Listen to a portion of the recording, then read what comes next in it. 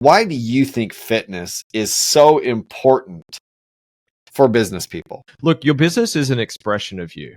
So that includes your inner stuff, your beliefs, your skill sets, your habits. Everything is an expression of who you are, and not just your business, your whole life, your relationships and stuff like that as well. But look, the reason why I value health and why I constantly look to improve my health is I made a video on this I think last week, and it's like people that say I don't have the time. It's a load of shit. It's not, time is not the variable, because we all have the same amount of time as every single person on the planet. How can some people be making millions of dollars a year and some people barely pay their food and pay their rent? Someone's maybe done it for another 30 years. That might be a clue. But the thing is, you can't manage time. Like, time management, I don't believe in it. Like, depending how people define that term, people that I feel is like, they think time management is like controlling time. You can't control time. Time's going to pass whether you like it or not.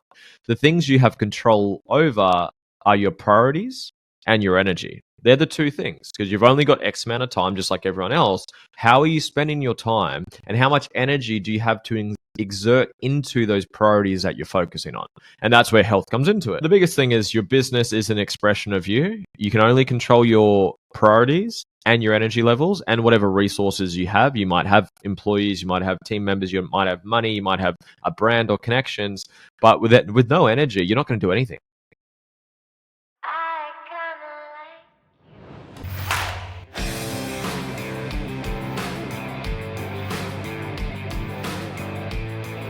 Hey, welcome to Networking Star. I am your host, Jeffery Boyle. And here on Networking Star, I interview some of the coolest and most inspirational entrepreneurs from all across the world. These are guys and gals that really help us and inspire us to have, be, and do more in life. Today, I am joined by Lewis Huckstep from Australia, and he's a mindset coach, a leadership coach. He's helped build businesses. He's built a lot of businesses himself, but he teaches people how to do it without burning themselves out, and do it while creating intimate relationships. He has a bunch of people to follow him on Instagram, and he also has his own podcast. Lewis, I'm super excited to have you with me. Thanks for having me, my man. I'm looking forward to connecting, and I appreciate you reaching out. And yeah, I'm looking forward to diving deep with you today. Well, I'll take maybe a different question that, we met over Instagram, and I was watching some of your past reels, and you started off with learning disabilities, but then you jumped into the business world, and so you had to overcome a lot of those things. Can you talk just a little bit out there? I think a lot of people don't know if they can be an entrepreneur. They don't know if they can achieve things. Everybody is super hyper conscious about their own frailties and the things that they think will incapacitate them from achieving greatness. Talk a little bit about that and how you teach people to overcome whatever obstacles they've got in their way. I love that, man. That's beautiful. So, look, it's very cliche, but your greatest pains is your greatest purpose, your greatest wounds are your greatest wisdom, and everything in life is a skill. Now, some people have natural talent, and natural talent is defined, or it can be seen as you give two kids a golf club, one kid's going to naturally hit it better than the other. But every single thing in life is a skill. And I was born with the gift of Asperger's, ADHD, autism. I was in the learning disabled classes, as you mentioned. And I had a lot of challenges around my mental health, my emotional health, my communication, making friends. And those were all quite painful for me. But your pain is the strength once you've healed it. And that's where I was saying before, wounds become wisdom, pain become purpose. So whatever you go through, the greatest pain and the greatest challenge, the greatest setback is your greatest gift once you've actually addressed it and healed it. I always use the example, if you've got a cut on your arm, if you touch the cut, it just shocks you. But once the cut is healed, it heals stronger. And that's essentially what I guess self-growth in a nutshell is like. So for me, like, it was challenging when I got into business. As you mentioned, I opened up 3 gyms by the age of 23. I did over 2,000 closed sales in that period of time. I coached over 2,500 people myself. And I had, for someone who was quite socially anxious and struggled with communication, making friends, I was kind of like found myself in like the extreme opposite, where like I'd interact and deal with 100 to 200 people a day, coaching them, correcting them, connecting with them, helping them with their personal and professional life. And it was the ultimate just I guess incubator and just pressure cooker to help me learn those skills, kind of trial by fire to some degree. And it was something that even though it was challenging, it's like Tony Robbins says all the time: if you want to take the island, you burn the boat. So when people are going to die or succeed, tend to succeed. And a lot of the things that we think are challenges or problems or worst case scenarios, they're generally not as bad as we think they are. Like, what's the worst case scenario of you posting a video? Someone's going to laugh at you. Someone's going to disagree with your point of view. And that's it. Like, that's the worst case scenario. What's the worst case scenario of starting the business? It goes under and you lose some money and you go into a bit of debt, but you learn a shitload of lessons along the way. Yeah. So yeah, I guess that's been kind of my experience, is to just obviously do the inner work and learn to heal, learn to reframe and rewire your pitfalls as strengths. There's downsides to everything, as you're saying before about the platform we're using. There's upsides to it. There's downsides to it. There's downsides to my ways of thinking, to my personality, to the gifts that I have. There's definitely downsides to it. But if you can understand your strengths and structure your life around that and mitigate your weaknesses as best you can through delegation, through systems, through habits, through routines, like I truly believe you can still achieve whatever you want to achieve regardless of your upbringing. Yeah, I agree with that. There's two things that I thought were great about your story that I admired a lot. The first one was that when you're a teenager, you're trying to get personal training jobs and nobody will hire you. So you finally go back and you go to a gym and you say, I will work for free. You work for free for 2.5 years, and then you end up buying into that gym. Talk a little bit about that. So few people, doesn't matter if it's my generation, your generation, doesn't matter which generation, few people have the vision to be able to work someplace for free for 2.5 years to get the skills that they want to do what they want to do. Man, it's beautiful. You've done your homework, which is really, really cool. So yeah, I had the vision of being a personal trainer and a high school teacher. Those were my goals back then.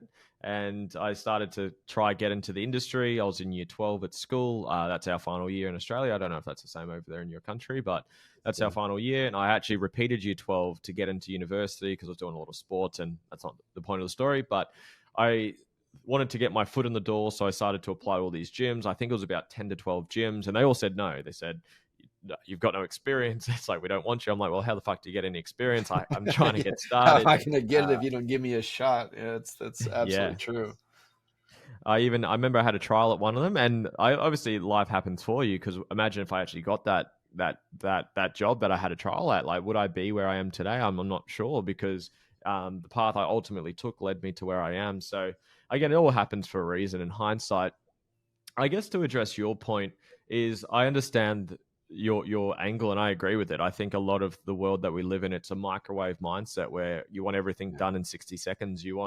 It's the immediate gratification, and it's that cliche marshmallow test. For people that aren't familiar with it, you got two kids and you say, look, a kid, and you say, look, I can give you a marshmallow right now, or if you wait an hour, you'll get two marshmallows, etc. And I like Alex Hormozi's take on this. He's like, I like the extra variable on how long are you willing to wait, and then get the ultimate upside. Like, can you wait an hour? Can you wait a day? Can you wait a week, a month, a year, 10 years? Can you wait a lifetime before ever getting the marshmallows? And that's obviously an analogy for your goals or the status or the achievement.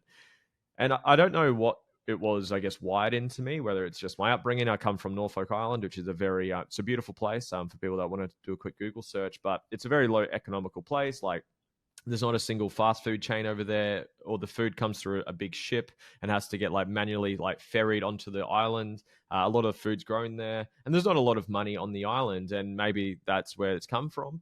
But I grew up without too much money. Like, I remember there was times where I didn't have any food to take to school, and I just wouldn't eat at school, and I would eat when I get home. And I had friends' houses where you wouldn't flush the toilet unless you did a number 2 in the toilet to conserve water. And so I never really had anything. So I think I wasn't, I guess, needy to grab it. I was okay working for free. I was okay doing that because I wanted to learn. And you either have money or you have time. And back then I had no money and I had a lot of time. And I was like, well, I'll just work for free. And I think, I guess, I'm blessed that the person that I did this with had my best interests at heart, and he was giving me an opportunity to learn, to grow. Obviously, there was a great fair exchange there because I was, and just for context for people listening, I wasn't just doing an hour or two here and there. I was working like a full-time job. I was working there in the mornings, in the afternoons, weekends. Like I was building and running this entire business for free, and I was actually paying for the job because I was paying a gym membership to train there and running it. I was doing network marketing through it, so that's how I was making money. But I got the opportunity to buy into it when I was, I think, 20 years old, to buy half of the first business, and bought the second one a year later, third one a year after that. Very naive, and I'm not sure where you want to take this, but look, I think the point of that story for me was for people to just have a long-term perspective. Like people want to, because you see the 16-year-old fucking millionaire doing this online drop shipping, whatever, e-commerce business. And like, yes, there's truth, and I guarantee there's people doing that, but like that's not reality for so many people, for the mass majority of people. And when you get things quite easy, you take them for granted. Like we value the things we fight for. We value the things we work for. So yeah, if I was to give anyone a recommendation, or just I guess a message I'd love to share for the world, is just to not be attached to the outcome and actually enjoy the process and actually be willing to learn, because especially when you start in your journey, you probably don't have that much skills. I didn't have much skills. I didn't have anything. I was good with people. I liked fitness, but I didn't know how to sell. I didn't know how to market. I didn't know leadership. I didn't know how to hire. I didn't know how to do anything. I was just a body, essentially. I was a human and had time. So yeah, that was that story. And I love that you've done your homework. That was really cool. Well, you mentioned network marketing. That was the other thing I was going to tell you. I started in net. Well, I can say I started in network marketing. I started before that. I was that kid, that the 7-year-old that was buying candy wholesale, selling it retail to the That's kids awesome. in the neighborhood. So I started really early and started mowing lawns. But I guess when you call me an adult, when I was 22, I joined network marketing as well. And I would say with those 3 years, and I made okay money, kind of like what you were describing. But really, it set my career on a path. One way or another within network marketing is either as an owner of a network marketing company, consultant for a marketing company.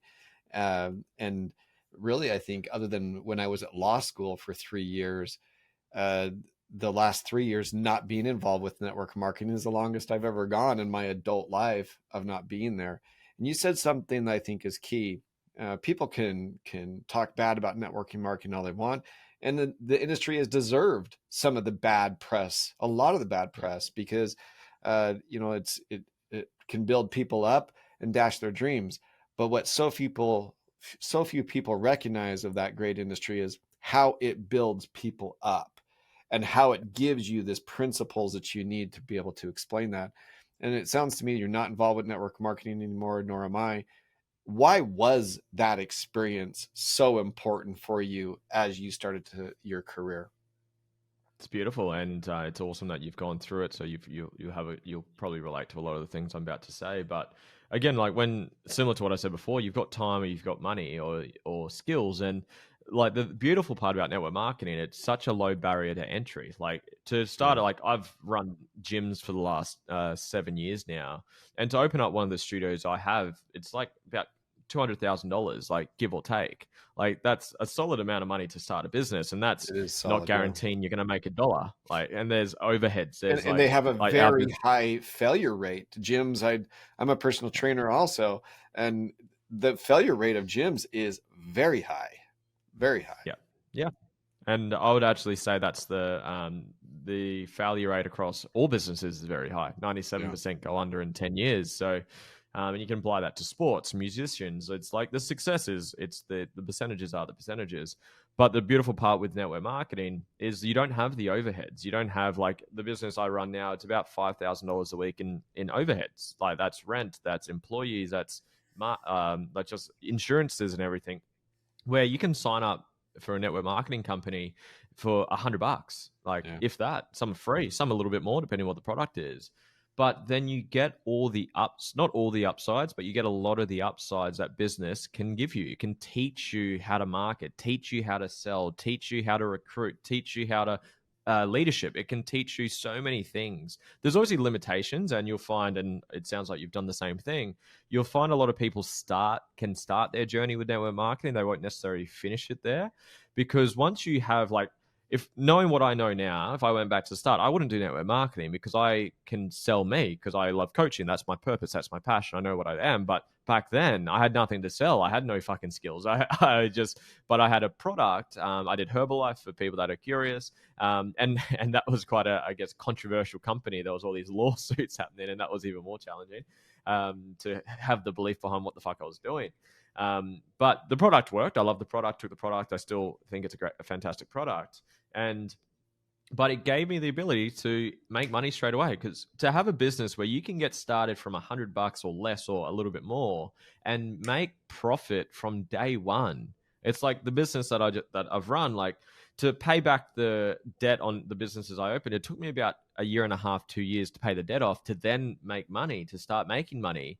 And there's more overhead. You have employees come and go. You've got like there's so much more. Like there's so many upsides without a lot of the downsides. There's obviously downsides to the industry. Obviously, it has its bad reputation. It's a pyramid scheme. It's a scam. But that's a lot of those are from people that have tried and failed, and they blame the industry, or they have a bad experience with someone who's not probably the best advocate from it, and they're doing it in not the right way. But I remember all these sort of facts because I used to try battle people and try to defend network marketing. I don't defend it anymore because you can't argue with stupid. I've really come to really recognize that. I think that's the key with it, right? Is that it does deserve some of the, but it's the same thing too. I went to law school. Who's hated more than lawyers? And they probably deserve it. And I think what it comes down to is you just have to be secure in your skin. And that's really what you're saying. And, to echo what you're saying, what's great about network marketing is you have a built-in system of somebody really trying hard to help you succeed. Having a mentor is huge. And why did I become a personal trainer? Oh, I love fitness. Explain a little bit, because it sounds to me that you don't own the gyms anymore. I didn't do that much research.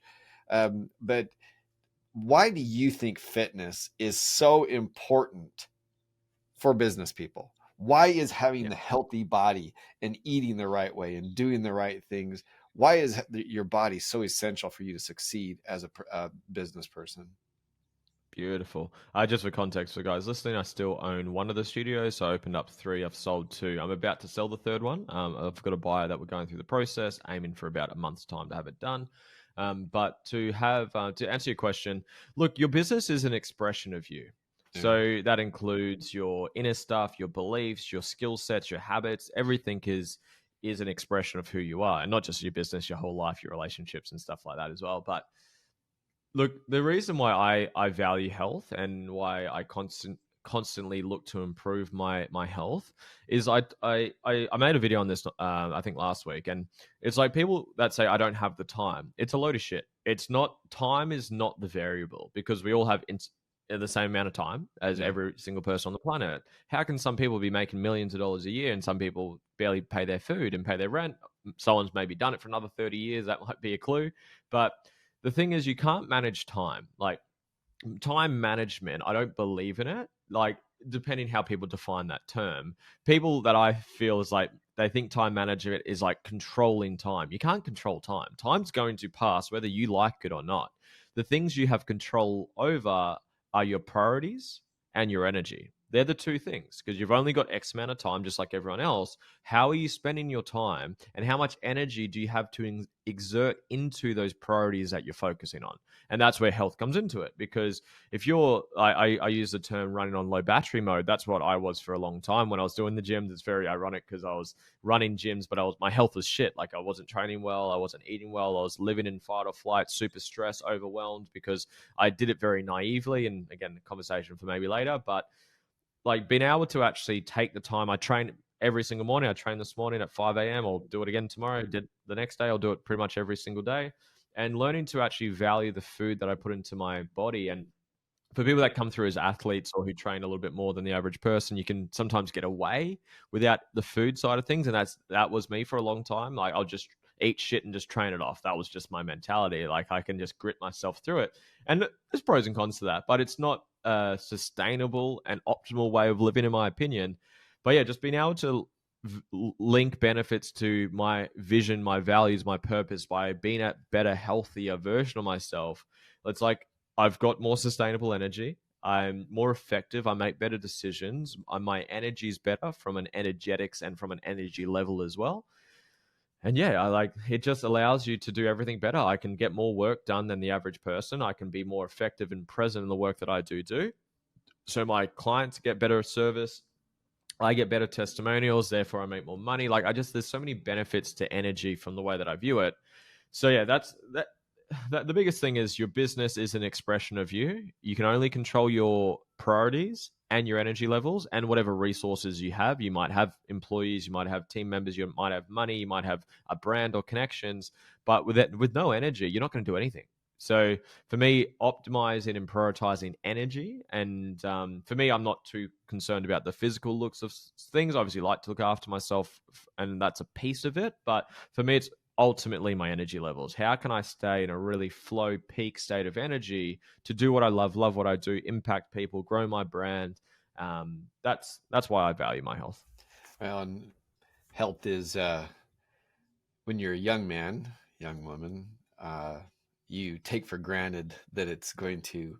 You just assume that's going to last forever. It just does not, and it's so. How old are you? I'm 26. Yeah, 26. So I'm 51, and so I've about doubled you up there. But it's the kind of thing that uh, at 26 you can get away with eating crap. But by the time you're 30, it starts to slow down.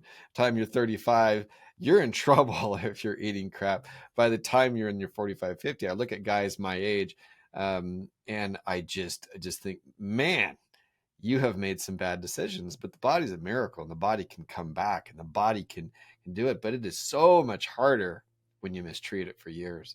One of the things Yep. that I enjoyed also, and I one of the reasons why I also that I love doing this podcast is I meet really cool people. How in the world would I have had a conversation with Lewis from Australia if I didn't do something like this? And I learned so much from the people that I because I study them. I like to make sure that I have a good conversation. So I'm nearly double your age, and you said something very interesting on and very, I would say, very educational even to me. Why is it that you can be so triggered by somebody that you love so much? And you talked briefly about it just now, about a wound and how, touching that wound causes a reaction. But explain that a little bit. I think that was very educational and very wise for a 26-year-old guy. Thank you, my man. I appreciate the kind words. So, look, I do a lot of, I guess inner work is a large part of my service and my product that I offer for people. So, I unlock people's full potential, and a lot of that is the inner work. Like, the 80-20 rule that I'm sure a lot of people are familiar with.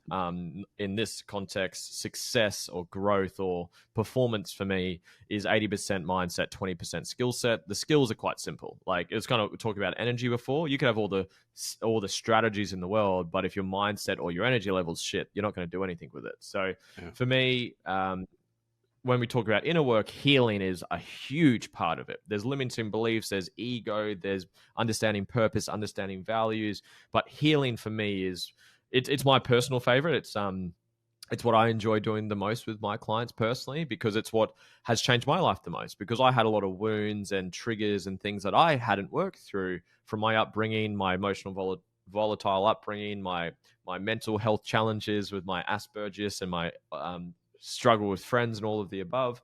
So for me, wounds are things that you haven't healed through. So there's a book behind me. It's called You're Not Broken by Dr. Sarah Woodhouse. And there's three things. There's triggers, traumatic reactions, and traumas. So a trauma is unprocessed memories. And you can insert the word trauma and wound. They're the same thing for me for context of this conversation. So if you've got a wound, which we all have, because some people think trauma or wounds are just like you've been assaulted, you've been raped, you've been physical. like I you've think gone they through think of war. some type of Yeah, physical yeah, trauma. yeah. And they have like this, like, and she has it in the book and she describes it really well. There's big traumas, and people think outside of that, they don't exist. Trauma is the absence of love. If you didn't receive love the way you wanted when you were 2 years old, 3 years old, 7 years old, 12 years old, that can be traumatic.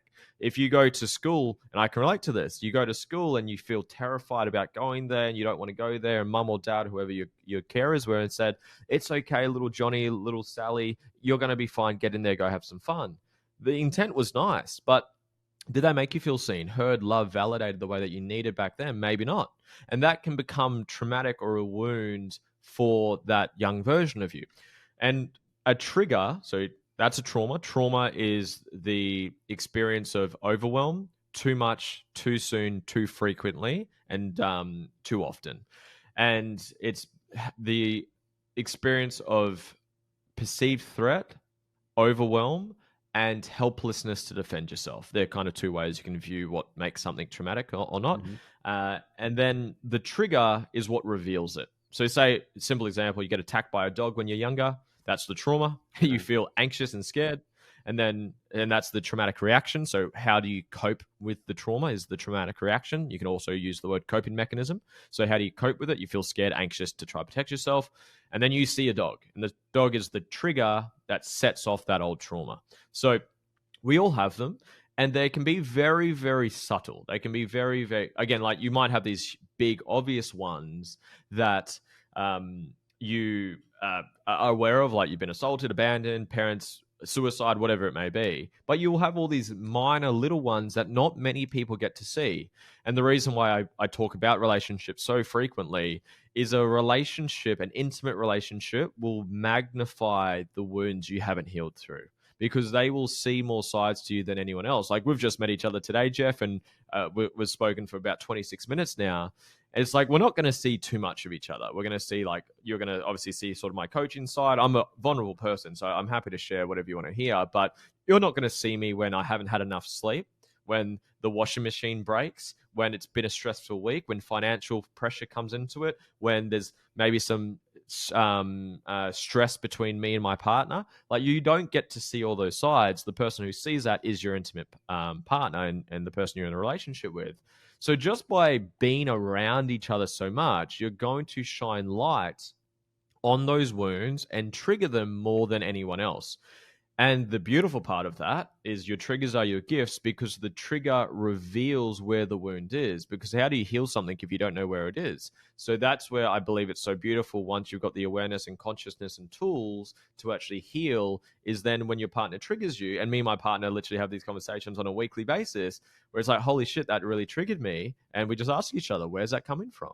What specifically has triggered you? What have you been through right now that's getting triggered? And then how do we heal and balance that? That's obviously a process I take my clients through. How do you dissolve and reconcile that past wound so that it is healed, so then it no longer triggers you, and that wound becomes wisdom, that pain becomes purpose. And yeah, that's why I talk a fair bit about relationships. Not because I'm a relationship coach. I do a lot of coaching in relationships, but it's not the angle I necessarily take. But the work to be done, which is weighing down your business, weighing down your potential, affecting your self-worth, affecting your self-sabotage, the fear, whatever it may be that's limiting you, all of that stuff is magnified in a relationship. It's just the magnifying glass that shows us where there's work to be done. And then we heal and work through that. And then you're better in your business. You're better in your career. You're better, obviously, in your relationship. You're better with your kids and all the above. So yeah, that's my views on it. Yeah, I liked it. And like I said, the most valuable thing with me is just being able to soak in the wisdom. It doesn't matter, it doesn't matter where the person's from. You really can soak in a lot from a lot of different people.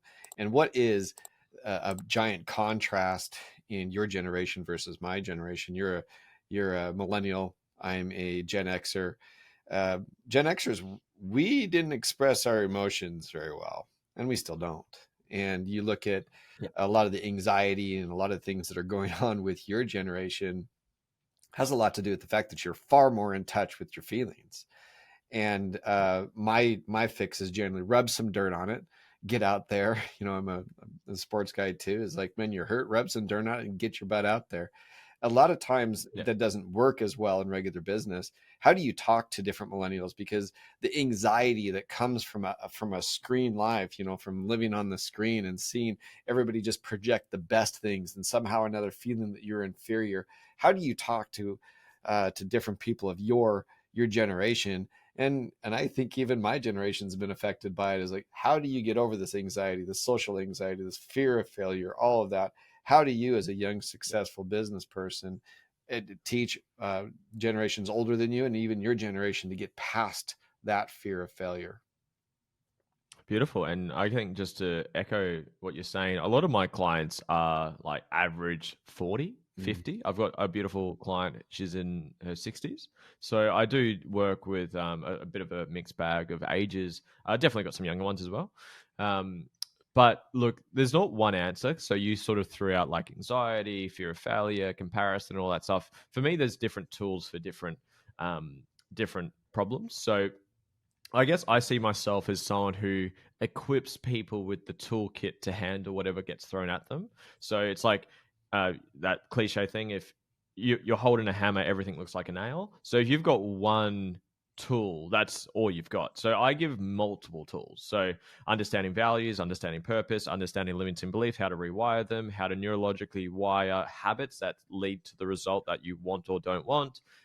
Healing, obviously, through triggers, traumatic reactions, and judgment, ego, meditation, health. Obviously, health, we spoke about that earlier. We go through planning, because complexity is the enemy of execution. Like if you've got all these, you've worked on yourself, you're fully healed. You're never fully healed, just so you know, but you've done a lot of healing and you're very present and you're very authentic, but you don't know where the fuck to start and you don't know what to do and you're overwhelmed because you haven't got a plan. Like that's a piece of it too. That's more the 20%. That's the strategy. 80% is the mental stuff.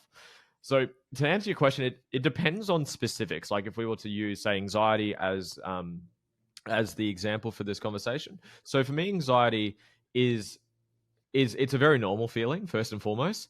So this is a writer downer for the guys, for anyone that's listening. Whatever you judge yourself for, you continue to do. If you actually just sort of sit with that for a little bit, because judgment is investing energy into something. And whatever you put energy into expands. Whatever you focus on, you get. Where focus goes, energy flows, as Tony Robbins says really well. So if you judge yourself for something, you'll keep doing it because you judge and put energy into it and you're magnifying it. So firstly, stop judging yourself for being anxious. It's a normal feeling. It's our sympathetic nervous system. It's fight or flight. If a tiger walked into your studio right now, Jeff, I'm sure you'd feel anxious and you'd want to, because you want to fight, flight, survive, or freeze, or whatever your default is. It's normal. It's natural. It's very healthy. But we don't have saber-toothed tigers walking around anymore. So we have the people's opinions, what people think about us, and kind of things you're alluding to. So firstly, stop judging yourself. It's very natural and normal. There is natural anxiety, what I'm referring to. You're driving your car and someone takes the wrong turn and they're about to hit you head on. You don't want to be, oh, look, there's a car. Maybe I should do something about it. You want to be on. You want to be sharp as attack, and you want to be able to get out of the way. So you want to experience it when the time is natural for you to experience. There's triggered anxiety. If you listen to what we spoke about before, there's trauma, traumatic reactions, and triggers. You might have gone through a traumatic event where your traumatic reaction is anxiety. Say your dad beat up your mum when you were younger and dad was wearing a blue polo and some jeans. If you run into someone who's wearing a blue polo in those jeans and triggers that, you'll feel anxious again because you regress back to who you were when the trauma happened. So that's why we want to heal through those past wounds that are getting triggered, because you could have what I call triggered anxiety. And then there's unnatural anxiety. That's kind of the more sort of common one that most people experience. For me, they're in their head. They're too high frequency. They're not grounding enough. Their nervous system is unbalanced and unregulated. And that's where it's sort of like what you're saying, all the screen time that we're having and all the sort of fast-paced life that we live in. It's learning to disconnect and having a practice that you do on a daily basis, whether it's exercise like we've been speaking about, whether it's a cold shower. I've had a busy morning. I'm about to go have my cold shower and start my day. It's 9 a.m. for me. And then it's also things like breath work, things like journaling, things like I don't know. It depends what you like doing. Grounding, like literally standing barefoot on the ground of the grass or the soil or whatever it may be. Whether it's spending time in nature, whether it's walking your dogs, whether it's spending time with your kids, whether it's having, I have long showers. I put frequencies on. This is a hot tip, by the way, for anyone. Just a simple, practical thing. When you shower, don't listen to music. Put frequencies on. Just type into YouTube like healing frequencies or meditation frequencies or something like that. Play it and have a shower. Let your thoughts do the healing that it wants to do. So for me, it's having practices like meditation, journaling, breath work, stillness, grounding, whatever it may be, to regulate that nervous system, because we're so used to the high frequency day-to-day bills, stress, work, social media, likes, follows, views. It's like very high frequency. It's very like, if you think of like someone who's got sort of a anxious energy, it's very like jittery, it's very anxious, it's very fast. It's